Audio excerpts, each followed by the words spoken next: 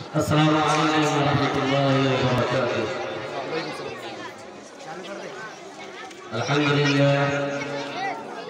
للہ رب العالمین والعاقبۃ للمتقین والصلاة والسلام علی رسولہ الکریم، اما بعد۔ اعوذ باللہ من الشیطان الرجیم، بسم اللہ الرحمن الرحیم۔ اقرأ باسم ربک الذی خلق، صدق اللہ العظیم۔ معزز اساتذہ کرام و ذمہ داران و عزیز طلبہ و طالبات و سامعین کرام، ابھی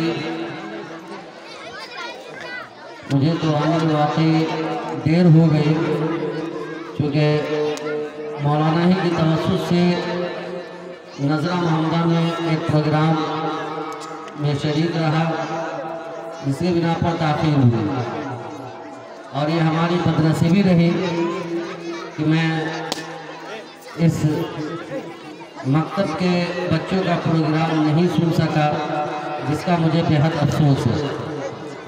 میں پچھلی مرتبہ بھی آیا تھا اور یہاں کے بچوں کا پروگرام سنا تھا، دیکھا تھا، اور واقعی یہ محسوس ہوا تھا، اور میں یہاں سے یہ سبق لے کر گیا تھا کہ اگر اس طرح کا تعلیم و تربیت کا نظم ہمارے ہر علاقے میں، ہمارے ہر گاؤں میں اگر ہو جائے تو ایک ہندوستان کے اندر ایک انقلاب آ سکتا ہے۔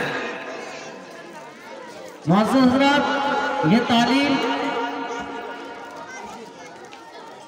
بہت اہم ہے، لیکن یہ بدنصیبی کیجئے کہ آج ہم مسلمانوں کے اندر سے، ہم مسلمان گارجینوں کے اندر سے، ہم مسلمان والدین کے دلوں سے اس تعلیم کی اہمیت نکلتی جا رہی ہے۔ یہ وہ تعلیم ہے کہ انسان کی کامیابی دنیا کے اندر بھی ہے اور آخرت کے اندر بھی ہے۔ اس تعلیم کے ذریعے انسان دنیا کے اندر بھی عزت پائے گا اور مرنے کے بعد بھی عزت پائے گا۔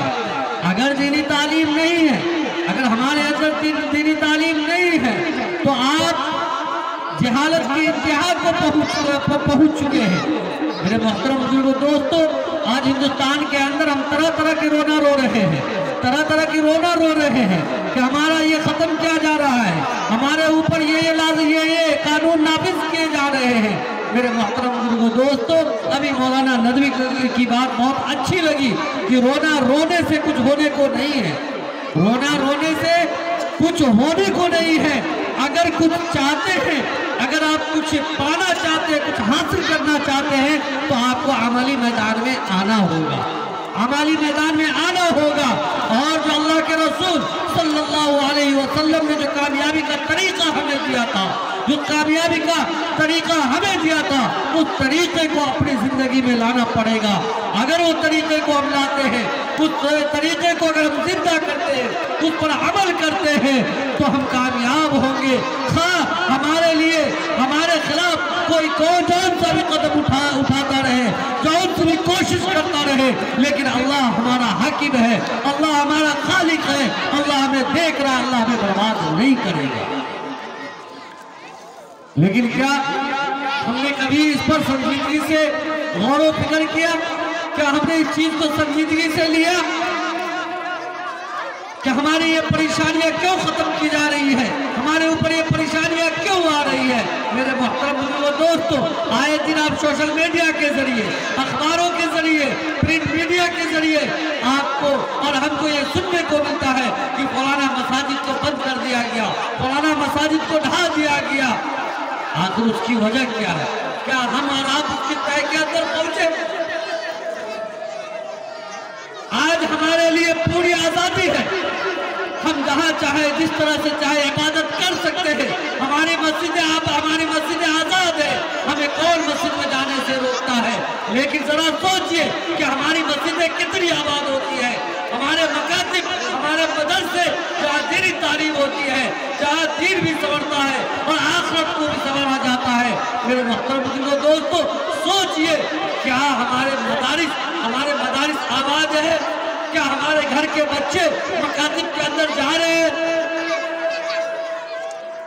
نہیں جا رہے ہیں میرے محترم بزرگوں دوستو۔ یہ تریاتی، یہ گاؤں، یہاں جو مکاتب ہے، یہاں جو بچے پڑھ رہے ہیں، یہاں جو بچے پڑھ رہے ہیں، یہاں بچوں کی جس طرح تعلیم ہو رہی ہے، بچوں کی جس طرح سے تربیتیں ہو رہی ہے، خدا کی قسم اگر یہی تعلیم اور تربیت ہمارے پورے علاقے میں ہو جائے، پورے اضلاع میں ہو جائے، پورے ہندوستان میں ہو جائے، تو پھر ہمیں بھی وہ سبق یاد آ جائے گا، ہمیں بھی وہ سبق یاد آ جائے گا جو ہم جس سبق کے لیے ہم دنیا کے اندر ہم بھیجے گئے ہیں، دنیا کے اندر ہمیں بھیجا گیا ہے، وہ سبق ہم دوسروں کو پڑھانے کے لائق بھی ہو جائے گا۔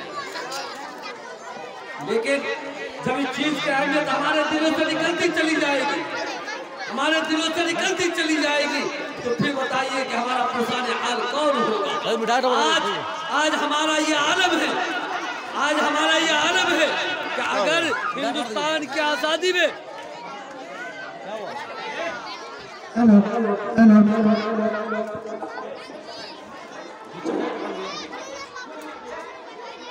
آج یہ بہت سنجیدگی سے سوچئے کہ آج ہم کہاں پہنچ چکے ہیں، کہ آج جو ہمارے حالات ہیں، آپ کسی بھی نوجوان کو، چاہے وہ اسکول میں پڑھ رہا ہو، چاہے وہ کالج میں پڑھ رہا ہو، چاہے وہ جس کالج یا یونیورسٹی میں وہ تعلیم حاصل کر رہا ہو، ایسے نوجوان کو لائیے اور ان سے پوچھئے کہ آزاد ہندوستان میں جو ہم مسلمان شریک ہیں، شریک تھے، آپ صرف زیادہ نہیں 10 شہداء کے نام بتا دیجئے،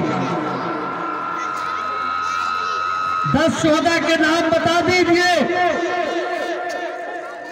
بہت افسوس ہوگا اس وقت کہ ہمارے نوجوان کھڑے ہوں گے، ہم مسلمانوں میں سے ایسے نوجوان کھڑے ہوں گے جو ڈاکٹر بھی ہوں گے، جو انجینئر بھی ہوں گے، جو پروفیسر بھی ہوں گے، اور کس عہدے کے وہ ڈگری لے کر کھڑے ہوں گے، لیکن آپ ان سے پوچھ لیجئے کہ 10 مسلمانوں کے ایسے نام بتاؤ جو ہندوستان کی آزادی میں شہید ہوئے اور شریک رہے، نہیں بتا پائیں گے۔ ہم اپنی تاریخ ہم خود بھلائے جا رہے ہیں اور شکوہ ہم دوسروں سے کرتے جا رہے ہیں، یہ ہمیں کیا فائدہ پہنچائے گا؟ ہم اپنی تاریخ کو خود بھلائے جا رہے ہیں۔ میرے محترم بزرگوں دوستو، وہ قوم اور وہ ہلاکو وہ برباد ہو جاتی ہے جو قوم اپنی تاریخ کو مٹا دیتی ہے۔ ڈاکٹر بھیم راؤ امبیڈکر کو یہ صدارت ملی جب ہندوستان کے قوانین کو بنایا جا رہا تھا، تو 7 آدمی کی کمیٹی تیار کی گئی اور 7 آدمی کی کمیٹی میں ڈاکٹر بھیم راؤ امبیڈکر کو صدر بنایا گیا۔ کیا آپ اپنے طور پر ہندوستان کے قانون کو بنا کر لائے جسے سانسد نافذ کریں گے؟ ڈاکٹر بھیم راؤ امبیڈکر تمام مذاہب کے 25-30 لوگ ذی شعور حضرات کو مدعو کیا اور ان کو ممبر بنا کر وہ میٹنگ کرتے رہے اور قانون بناتے رہے۔ ہمارے مسلم میں سے ڈاکٹر بھیم راؤ امبیڈکر نے 35 علماء کو کتنے 35 علماء کا انتخاب کیا اور ان سے مشورہ لیا کہ آپ یہ بتاؤ کہ دین اسلام کے اندر کیا کیا قانون ہونی چاہیے، تمہیں کیا کیا چیز کی آزادی ہونی چاہیے۔ وہ تمام چیز کو نوٹ کر کے ڈاکٹر بھیم راؤ امبیڈکر کے حوالے کیا گیا، جسے ڈاکٹر بھیم راؤ امبیڈکر نے منظور کیا اور پھر وہاں سے وہ قانون سانسد میں پیش کیا گیا، جسے سانسد نے پاس کر دیا اور مسلمانوں کے ساتھ ساتھ تمام مذاہب کے لوگوں نے بھی اپنا قانون پیش کر کے سانسد میں پیش کیا اور وہ قانون نافذ ہو گیا۔ مکمل آزادی، ہر ایک مذہب کے ماننے والوں کو مکمل آزادی دی گئی۔ آزادی تو مل گئی، لیکن اس کے بعد ہمیں جو ترقی ملنی چاہیے تھی، ہمیں جو آگے بڑھنا چاہیے تھا، ہم آگے نہیں بڑھ سکے، بلکہ اتنا تو ہوا کہ ہم آگے نہیں بڑھ سکے، لیکن ہم نے اپنے अकाबिरीन की कुर्बानियों को, अपने अकाबिरीन की कुर्बानियों को, अपने शोहदा को, अपने उन आलिम, उन फुसला को भुला चुके जिन्होंने हिंदुस्तान को संवारने में, हिंदुस्तान को बनाने में, हिंदुस्तान को निखारने में अपनी जान तक को कुर्बान कर दिया। हमने भुला दिया। आज हम हिंदुस्तान के अंदर बहुत अफसोस के साथ कहना पड़ रहा है कि आज हम मुसलमान हिंदुस्तान के अंदर 25 से 30% में है। सरकारी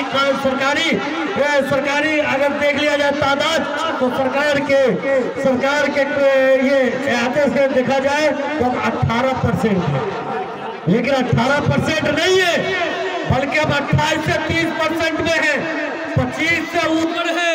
हम कम नहीं हैं, कितने? हम 30% हैं हिंदुस्तान के अंदर हमारी तादाद।